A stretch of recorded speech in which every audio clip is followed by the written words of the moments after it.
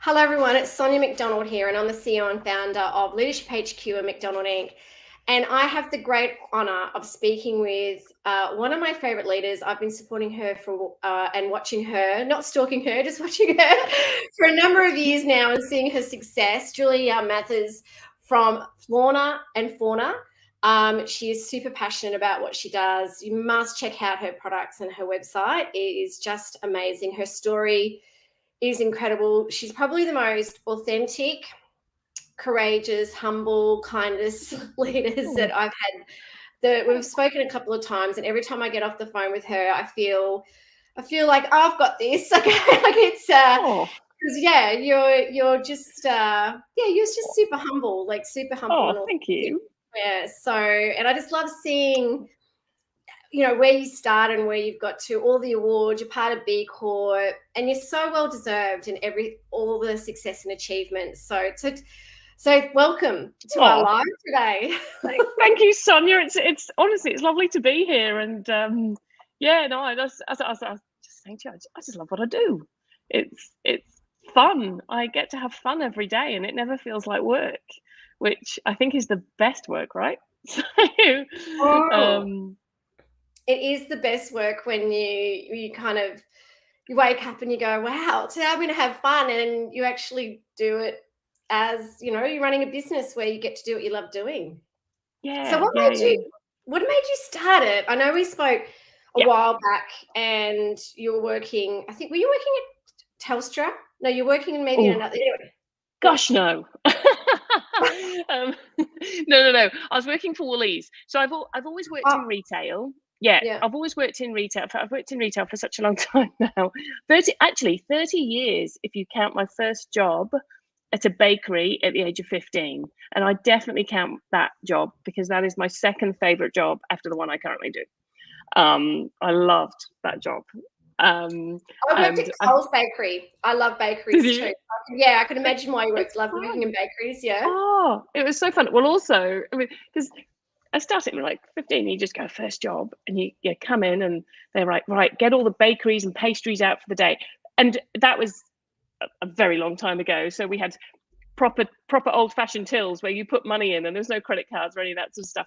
And you had to I remember I had to remember all the prices of every single thing. So I can even remember now the white tin 52p. And I can remember the prices still. And you had to remember all the prices, and then you had to. So they needed people really good at maths because then you had to sum it all up in your head and then charge. But it was awesome fun. I love it. I just loved it. It's why I quite like doing markets and stuff because it's just fun. And I think that started my retail career. So as I normally do, I digress. I have worked in retail forever, and I was working at, and I for a long time, I was just kind of thinking, I think I was trying to find my purpose, is the reality of it. I didn't really know that that's what I was trying to do, but I was trying to, I think probably a lot of people just go, what am I doing? They're sitting in roles, they're sitting in jobs, and they're just going, what's next? And that's why everyone sort of moves from job to job to job. Or what is my ultimate thing that I want to do? And that was definitely the process I was going through. And I knew that I loved retail. I knew that I wanted to create something better. The things that would frustrate me were the things where we couldn't do better things within businesses, where we couldn't go and get rid of plastic bags or, stuff like that. And I just thought, well, let's start my own business. And so I went through a couple of iterations of ideas, one being a juice cleanse business, which I'm very glad I did not do. Very glad I did not do that. Okay. And then, and ultimately, I was actually just shopping one day, and I'm very passionate about animal welfare. I'm very passionate about the planet. They're very important things to me, important values. And I just said, boy, it's really hard to buy makeup that is, you just don't know what's in it. You don't know what's in it. You don't know how it's been made, who it's been made. You don't know if it's been tested on animals or not, because it's so unclear. It's such a grey industry. And so I just went, okay, well, let's create a website. This was back in June 2014 when I thought of this. And I went, let's create a website where everything on it is cruelty free. And the rest, as they say, is history. And that was June 2014. Fast forward 7 years. And Australia's largest eco store, and we've really taken that initial purpose and we've just really built on that, and developed and grown into it, I think, over the last 7 years, and really figured out who we were as a business and what we were striving to do. Because I think when you start a business, you don't necessarily know that, but as you grow, you figure that out. Your customers tell you who you are, your team tell you who you are, and you figure that stuff out. So it started. I love that story. It's kind of started with, you saw that there was a gap and that you couldn't actually find products that were natural, cruelty free. And and it's interesting, like I've only just started making my own skincare recently, only because I realized I was kind of buying stuff and going, what it's really like, it had all these things that I thought, I actually don't even know what half of these things are. And then I started doing research and started making things. But I find that you feel so much more confident because your skin is particular, and you think about makeup and skincare and you think it's our largest organ. Yeah. What are we putting in it that's actually being absorbed and things? So I think people are a lot more cognizant today around those sort of things, also around animal welfare, but also around our climate and our planet. We need to be taking care of that. And so I really advocate everyone that's watching this, please go eco. It's so important. Yes, it is. So you went from, saw there was a kind of a gap or something that you felt you needed. So you probably thought, well, probably there's lots of other people that need what I need in terms of these products that start with a website and from a purpose.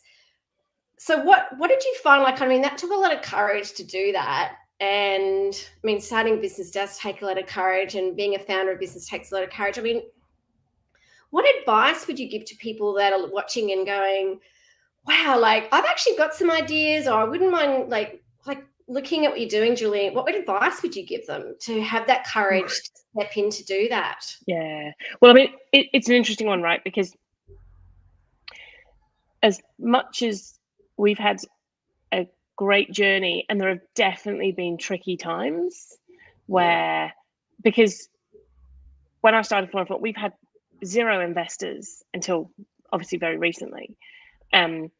So for 7 years, we were completely reliant on my savings that I put in at the start to build a fairly rubbish website and buy some product and buy some shelves, and packaging and things. But throughout the journey, we were completely reliant on profit to grow.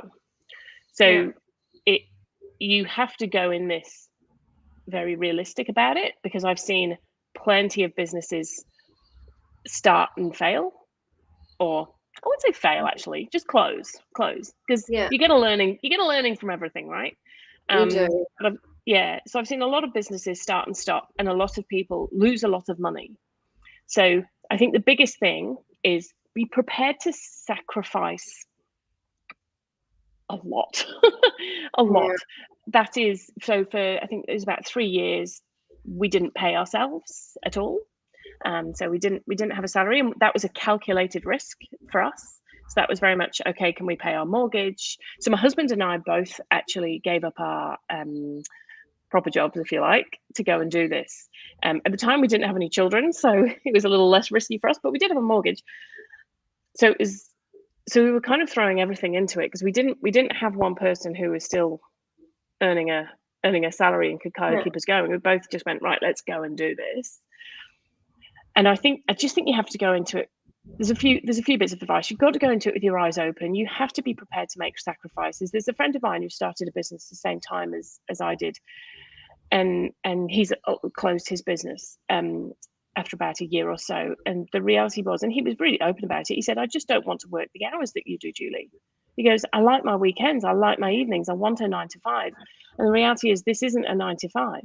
I work and have worked 7 days a week since June 2014. Holidays are not holidays. So I think that there is a reality, and I don't want to terrify anyone, but there is a reality with this, because particularly at the start, you're the packer, you're the customer, depending on obviously what you're doing, but your customer care, your marketing, you're the website, you're everything. You're everything. You wear many, many hats. Now that is also part of the fun of it, because you have to be prepared to almost skill up one of the things I did at the start was I took myself on a Photoshop course for $250 so that I knew enough to be dangerous or I knew enough to get us through the first 2 years when we couldn't afford to pay anyone to do graphic design. So I just created really dodgy banners. And then after 2 years, we were at a size where we could go and work with someone who we still work with actually, who did a few banners a week for us, you know, and it's, but I think there's definitely something around, you're going to have to adjust your expectations a little bit, prepare to skill up, and that's fun. And I love skilling up, like it's fun. But also just make sure your idea is different. Make sure you know why you're doing your idea. So what we've seen a lot in this space is lots of people go, oh, brilliant, I can set up a website and so I'll sell some eco products. Great, but why are you different? And also, how are you going to get in front of customers? Because it is so hard now to actually find customers because Facebook is expensive, Instagram is expensive. There's no free pass really anymore. So probably do your homework and do it again and again and again, and ask people for advice. If you have people who've done this, reach out to them and, you know, get their advice, get their sort of, if maybe a mentor is the right thing to do. Gosh, there's lots of advice. There's loads of things. I know there's so much advice. I'm listening to you going, yep. I mean, I started Leadership HQ, gosh, 14 years ago. Oh, and wow. That started with, you can still see I've got like heaps of flip chart on my thing. Yeah. I remember starting it and I was working with someone else at the moment and I put heaps of flip chart everywhere and went, okay, like I've got this passion and this purpose and idea, and I kind of put ideas in all the flip chart, but I spent a year, as you said, like kind of mapping and planning, but asking for advice. So I went and spoke to heaps of people out there that were doing something similar to. So I agree. Don't be afraid to go and ask advice. And I agree with the skilling up. Like this is why I love Canva. Just you can start to learn, do things on your own, like your social media, your graphic design, and then once you start to grow, you can then start to give that to people that have more skills. Because some of the stuff that I was doing, I was like, this sucks, but. So, you know, I start somewhere with what I'm trying to achieve here. So I think it's just about having the courage to start. I think so. It's about being planned, but also when you do start, the risk is pretty low. So when we started, the reality was, if it didn't work after 6 months, what did we lose really? And I only put in what I was prepared to lose. It's a bit like buying shares or whatever you do, right? It's the same thing. But the risk is low because you've got, I mean, we used to, this is the fun, like it's so fun running a business. And Tom and I talk about the really great times, the really, really great times when you're actually quite small and you're going and you're dropping off your parcels to Cumber at the post office. He's our local postie. And you cause an enormous queue because you're there with your 20 boxes, which he needs to process one by one. But that's the reality of where you start. You know, you don't start with having Australia Post come and pick up 1,000 orders. That's not how anyone starts. And that is the fun. You go and you build those relationships with Cumber, and we did markets, and as I mentioned before, I'm such a big fan of markets because I enjoy them, but also you get to talk to people and find out what they want, and you meet potential customers. So we until COVID, obviously, we still did markets, and we will do them again once we can. I think is probably the best way to describe it. But it's a great way to actually just meet people and talk to people. So kind of just get out into your space a little bit and just think a bit differently, and don't be afraid to do things. Just try different things. I think that's courage to do that. I think that it is around going, let's just give this a go. If it doesn't work again, you can learn from it. Doesn't work. And there's been tons of stuff that we've done that has not worked, like loads. And And with everything, everyone always says, oh, not everyone always says, a few people have said to me over the years, oh, have you got any regrets or anything you wouldn't do? Not a thing. Because from everything I've done, even if it hasn't worked, I've learnt. And then I've done something different next time. So there's never anything that I think, oh, I wish I hadn't done that. Not one thing. Excellent. Well, if anyone's watching, please ask Julie questions or ask us some questions, because she'd love some questions. But in terms of, I personally find questions a bit scary. In terms of like Flora and Fauna, in terms of like how you built it from 2014, what are kind of now, like in terms of the products, like what sort of products do you have now, like in that gosh yeah so we've got about 10, so we have about 10,000 products. We and it's everything from skincare to body and home products, hair care, makeup, did I say home products, so reusable things, so like compost bins or bamboo kitchen cleaners. It's all about, so our purpose is to help everyone make better choices. So it's about the standard. I always liken it to, say, your toothbrush you buy. Instead of just buying a plastic toothbrush that's made from virgin plastic from petroleum, buy a bamboo toothbrush that can be composted. So it's about, what we do is we have better choices in what you would buy in your average shop. So we have a whole bunch of different stuff, 10,000 products, over 10,000 products, and we stock a multitude of brands. There's about 340 different brands that we stock, and we stock them all in our warehouse. So we don't drop ship or anything like that. We have all the products in our warehouse. It's busting at the seams. And we also have our own brand as well, which is called Green and Kind. So I love that. Oh yeah, it's cool, and we specifically called it Green and Kind, and we're very open. My t-shirt. I should. Yeah. We make t-shirts like, we're into kindness, so I love that. I love that name, Green and Kind. That is cool. It's really cool. You know what? Getting the trademark on it was a nightmare.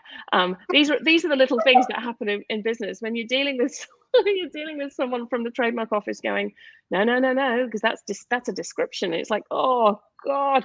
So did you get it trademarked? Yeah, but I had to get lawyers involved to talk their speak rather than just Julie banging a fist speak. So, these are some of the costs that you incur along the way that you don't anticipate. And so, and there's in reality a few $1,000s to get that sorted. So these are some of the hurdles that you just come across along the way. So yeah, and actually, a friend of mine who runs a similar business to Flora and Fauna, but we have she's a good mate. She didn't trademark her business for 10 years, and then someone sort of effectively copied it, and so trademark. There's another bit. Trademark. Get your trademark. But yeah, that's an important lesson. Yeah, it is. Get your it's doing the admin stuff. Get your trademarks, get URLs, buy the URLs in the other countries, because you never know. You might go international, you might not, but just get them anyway. And get your word mark and your logo. Oh, there's my young one. Get your word mark and your logo trademarked. Just sort of do everything you possibly can. And yeah, that's my bit. But coming back to the products, Green and Kind's is all about basically plastic-free products. So mostly for the home, but we have some beauty products as well. And we have things without packaging. So we just try and minimize everything. So that we really focus on that today. I'm gonna really, because I love that. I think that I love the name, but I love that the minimal packaging. I think that's it's all minimal packaging, and with that brand as well, it's a BCorp too, and we're also a member of 1% for the Planet. So we donate 1% of all revenue to causes that matter to us, basically, for the planet, and that's all regulated. So it make sure you actually do that. But yeah, it's we can. Part of the reason of starting Green and Kind was that we can do a lot with that brand in terms of causes and supporting the community. So we've just got something cooking at the moment with a couple of charities around it. So, and that's kind of what drives me, is being able to, I describe Flora and Fauna as a platform for purpose, and being able to use Flora and Fauna to really do some good in the world, in our little way, I mean, I think that the thing is, regardless, I think that it's the small acts that we can all do to make a difference. Because last week I had on my live Dr. Gareth Andrews, and he's one of our speakers at our Courage conference next year, and they're going on an Antarctica expedition. They're crossing the Antarctica, and I've got, here's the other, I think it's, anyway, I've just had a brain fart around who's the other. He's going, so sorry, Gareth, if you're watching this. He's so humble and amazing as well, but they're doing it for climate change. So they're actually going to, I know, so I'll introduce you to, because he's their story, and they were in the Australian magazine a couple of months ago. They had a massive spread around what they're trying to do. But the thing is, like with you and everyone, like any of us can make a difference to the world and to our planet. And it makes such a difference what we can do. Absolutely. And probably the biggest thing we can do is talk about what we're doing to others. Because what we found a lot is we've really built a great community at Flora and Fauna. So we have a Facebook group. We've got a Facebook page, but we've actually got a Facebook group where, because what I was finding is that people are trying to talk to each other on the Facebook posts, but because all of that is monetized, it doesn't really work. So we set up a Facebook group called the Flora and Fauna Family, where people can talk amongst themselves, and there's all sorts that people talk about. I think yesterday there's something around, hey, I've got curly hair, anyone use any of the curly hair products? Or I've got this product, but it's not really worked for me, does somebody want it? And people just asking for advice, and I don't mind that stuff as well, because a few people have said, oh, is this okay if we kind of offer our products to people? I'm like, yeah, I don't care. I'm like, it's better that it goes to someone. This isn't about us selling you stuff. This is about our community talking to each other. So, and my goal is, if a product gets used rather than ending up in landfill, that's good. So, and do you have global reach as well? I'm sure you would. So, have you got products around the globe, and do you actually sell them and distribute them? Yeah, to the we do.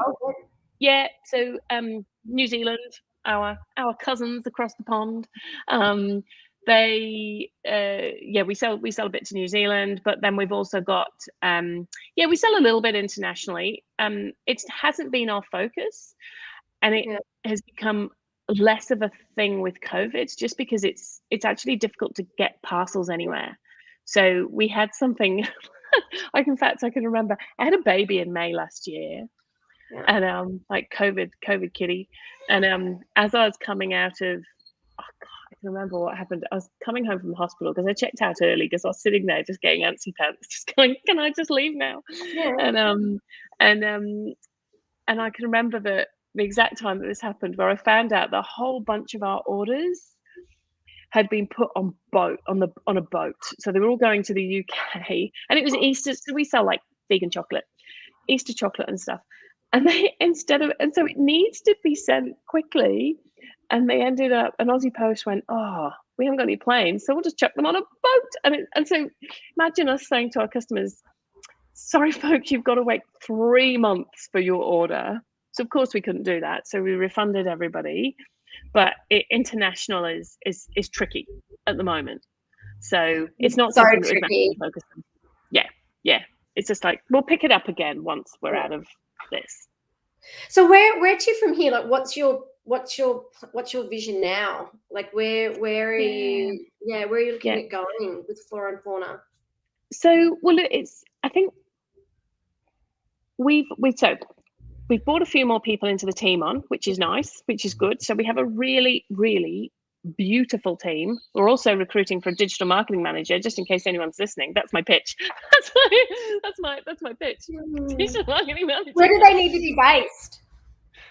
Sydney. They based in Sydney. Okay. I know, because there's a team. They're managing a team of 3, right? So we need someone who can come into the office and stuff. Not all the time, very flexi working, but because we are now, but we just got to have a bit of that vibe.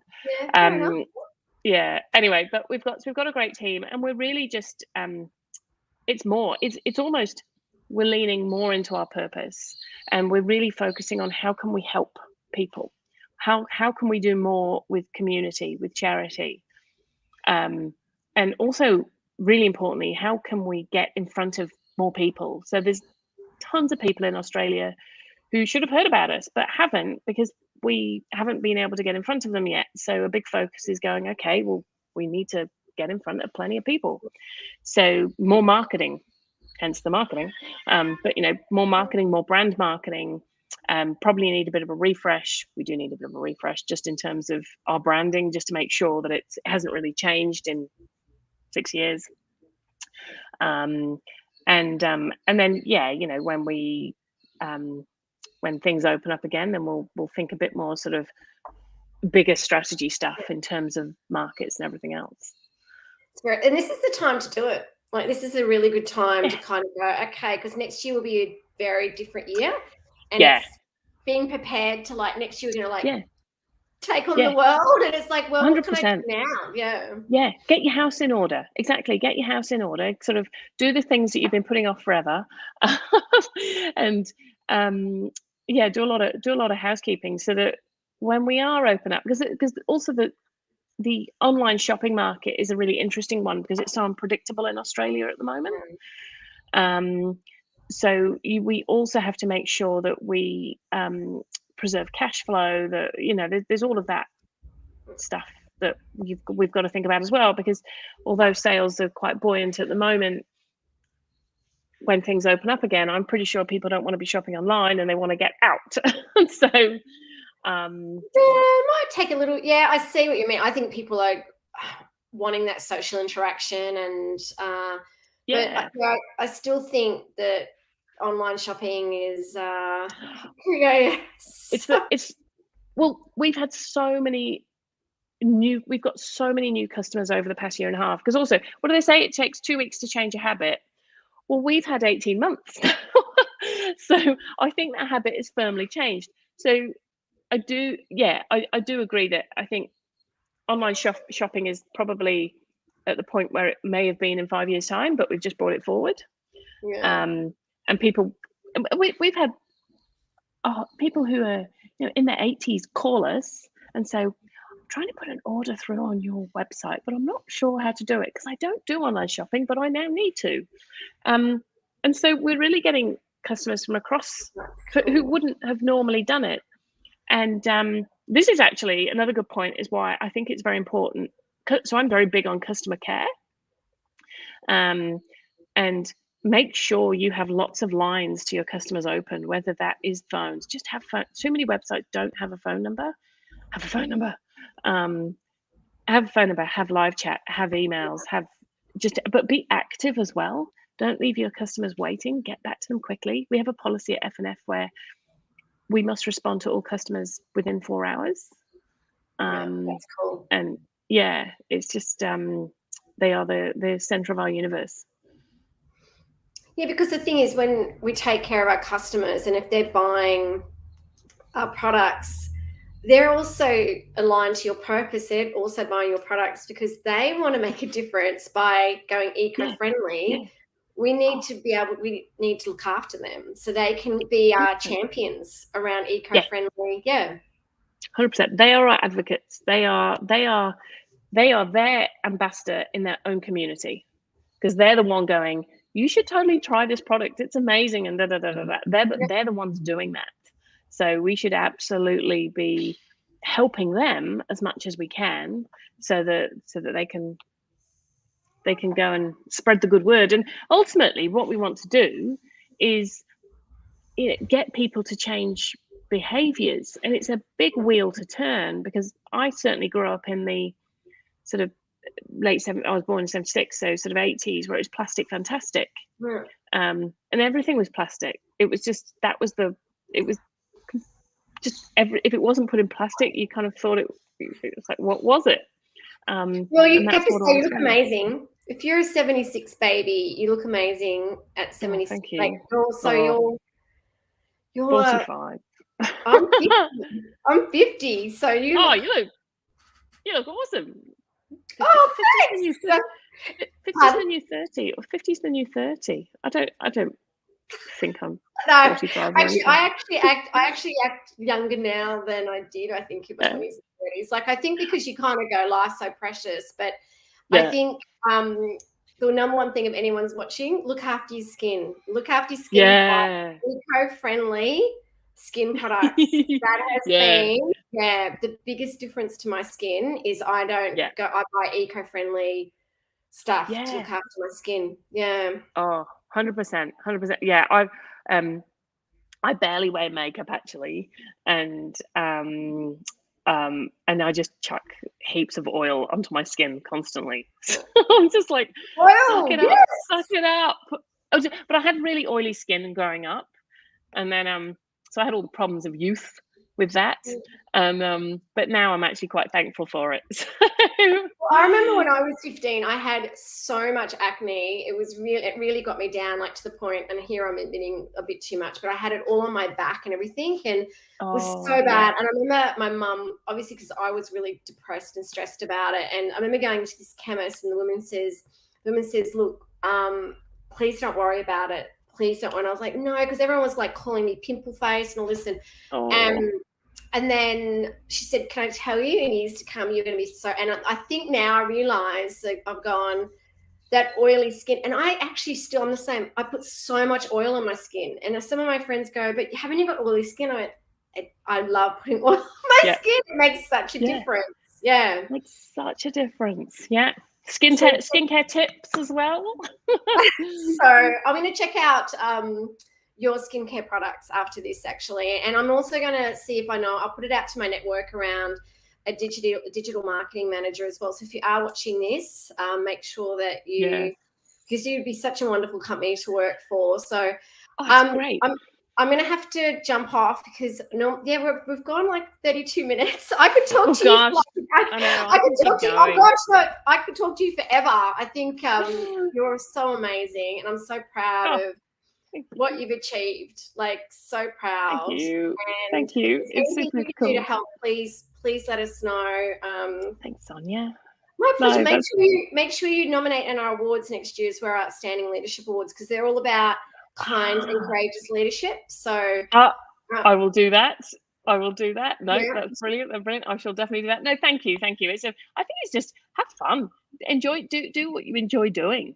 And then Yeah. your passion comes, that's when you find your passion. If you can find your passion, it's that, everything else kind of slots into place a little bit from there. Does, and I think if you do have a dream, go for it. I think that if there's Yeah.